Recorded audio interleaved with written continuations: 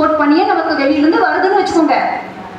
அப்போ அது self life வேணுங்கிறதுக்காக தெளிக்கப்படக்கூடிய ரசாயனங்கள் அதிகமா இருக்கும். அதை நம்ம சாப்பிட்டுட்டு எங்க போவோம்? எங்கேயோ ஒரு இடத்துக்கு போவோம். அந்த இடத்துல போய் சம்பாதிச்சதெல்லாம் கொண்டு போய் விடுவோம். அது விட்டுட்டு போறோங்க, அதெல்லாம் வேற விஷயம். ஒரு ஆரோக்கியமே இல்லாம நம்ம ஒவ்வொருத்தரும் மகிழ்ச்சியே இல்லாம கஷ்டப்பட்டுட்டு இருப்போமே, அதை யோசிச்சு பாருங்க. அந்த கஷ்டம் நமக்கு வேணுமா? நம்மளுடைய பிள்ளைங்க அந்த கஷ்டத்தை அனுபவிக்கணுமா?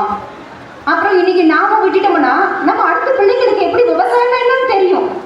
அதுக்காக பெரிய நிலம் இருந்தால் தான் விவசாயத்தை சொல்லிக் கொடுக்க முடியுமா? கிடையாது. ஒரு வீட்டு தோட்டத்திலே சொல்லிக் கொடுக்கலாம் இல்லையா? நம்ம பசங்களுக்கு கண்டிப்பாக ஒரு வீட்டு தோட்டத்தில் சொல்லிக் கொடுக்கலாம். இன்னைக்கு அந்த பசங்களுக்கு என்ன பண்ணுறதுன்னே தெரியலங்க. 4 பக்கெட்டில் 4 செடியை வளர்த்து, நீ தான்ப்பா தண்ணி ஊற்றணும், நீ தான் நிறைய வைக்கணும், ஒவ்வொன்றையும் சொல்லிக் கொடுத்து வளங்க.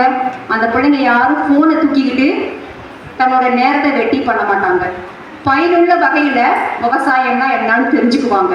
அவங்களுக்கு தற்சார்பு வாழ்வியல் தான் என்னன்னு தெரியும். விவசாயங்கிறதே ஒரு வாழ்வியல் முறை தான் அப்படிங்கிறத புரிஞ்சுக்குவாங்க. அன்றாடம் நம்ம வேலை செய்கிறோம், சாப்பாடு செய்யறது மட்டும் இல்லைங்க, அந்த சாப்பாட்டுக்கான காய்கறி உற்பத்தியும் செய்ய வேண்டியது நம்மளுடைய கடமை தான். ஒவ்வொருத்தரும் அப்படிதான் செஞ்சுட்டு இருந்தாங்க. இன்னைக்கு எங்கேயோ இருந்து வருது. சரி, இல்லாதவங்களுக்கு முடியாதவங்களுக்கு போகட்டும். நமக்கு உற்பத்தி பண்ணது போக மிச்சத்தை நம்ம மற்றவங்களுக்கு கொடுக்கலாம். பண்டமாட்டுப்படி பண்ணிக்கலாம், இல்லை விற்பனையும் பண்ணிக்கலாம். பெண்கள் இதை எடுத்து நடத்தும் போது நம்ம செய்யும் போது கொஞ்சம் நமக்கு பணமும் மிச்சப்பணம் பொருளாதார ரீதியா நமக்கு உதவவும் செய்யும்.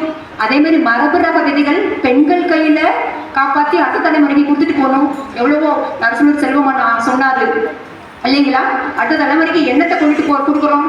சொத்தை கொடுக்கறத விட இந்த மாதிரி நல்ல வாழ்வியல் முறையும், மரபு சார்ந்த பழக்கங்கள், மரபு சார்ந்த விதைகள், மரபு சார்ந்த உணவு பத்தினது எல்லாத்தையுமே நம்ம கட்டு விட்டுட்டு போறதுதான் இன்னைக்கு தேவை. ஏன்னா பணத்தை எப்படி வேணாலும் சம்பாதிச்சுக்க முடியுங்க, ரொம்ப ஈஸி, கஷ்டமே கிடையாது இன்னைக்கு இருக்கிற சூழல்ல. ஆனா நல்ல ஒரு வாழ்வியல் முறையும் நல்ல ஒரு உணவையும் சம்பாதிச்சு கொடுக்கறது ரொம்ப சிரமமான சூழலுங்க. அப்போ இன்னைக்கு விவசாயம் ஏற்கனவே சொன்னதுதான், விவசாயம் குறையிறாங்க, விவசாயம் நிலங்களும் குறைஞ்சிக்கிட்டு இருக்குது. அப்ப இந்த உணவுக்காக இங்கெல்லாம் வரும்போது விஷம் தெளிச்சு தானே வரப்போகுது, நச்சு தெளிச்சு தான் வரப்போகுது. அது ஏன்னா இந்த லாஜிஸ்டிக் யோசிச்சு பாருங்க. அங்க இருந்து இங்க வந்து சேரணும்